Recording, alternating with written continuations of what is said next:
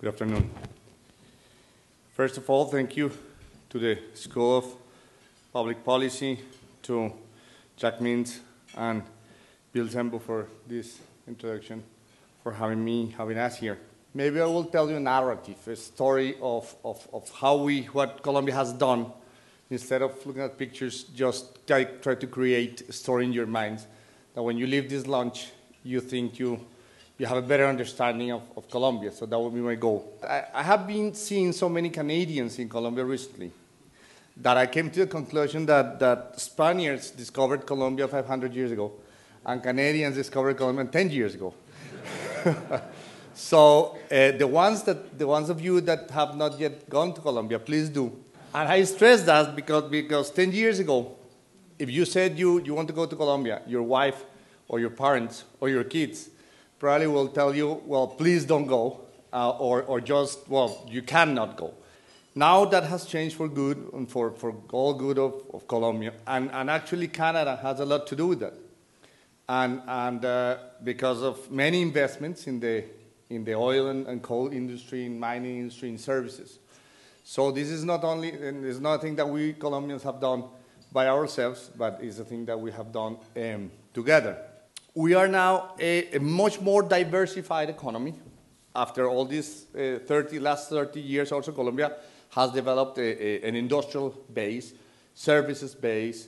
It has very strong professional capacity, and our workers are very well trained. So if you go to Colombia, you will find educated people, engineers, or physicians, or dentists, or economists, etc. So we have developed a new, let's say, professional class of people that can compete and can bring the country to new level of competition, and have this money from the oil and mining boom.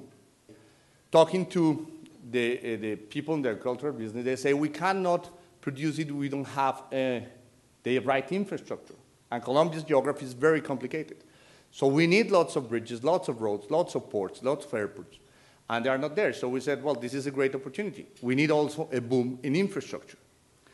But these three sectors, mining and oil, agriculture and infrastructure, are all of them outside the cities. And Colombia has 85% of its population in the cities. And we are 45 million people. So we needed a sector to link these booming sectors to the cities, to the urban economy. So we said, temporarily, during 5 or 10 years, the housing sector could actually be this linkage sector with the urban centers.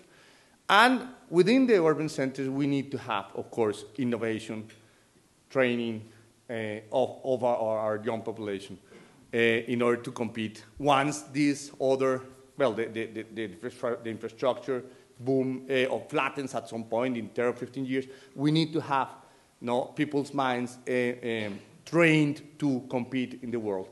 Of course now, but trained to be world-class professionals.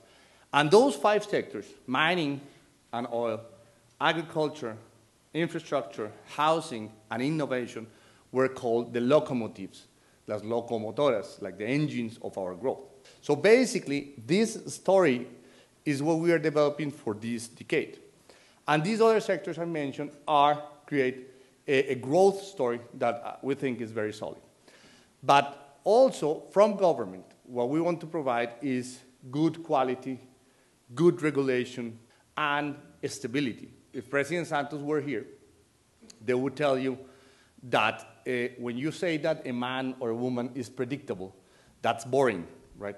You don't want to have to be predictable, right? But when you talk about a country and you say that it's predictable, it's attractive. No, you like predictable countries. So we want to be boring, attractive country, okay? We want to have a predictable economy, a predictable regulation, a government that is pro-business, pro-markets, pro-employment, and of course, pro-trade. We just signed and approved in Congress and in the Constitutional Court, approved our free trade agreement with Canada, are about to approve an FTA with Europe, are hoping to approve at some point, if there is justice in this world, another one with the US, are going to Korea to approve another one. And we have FTAs with most of Latin American countries, right? So we think that that's the way to go. Thank you very much.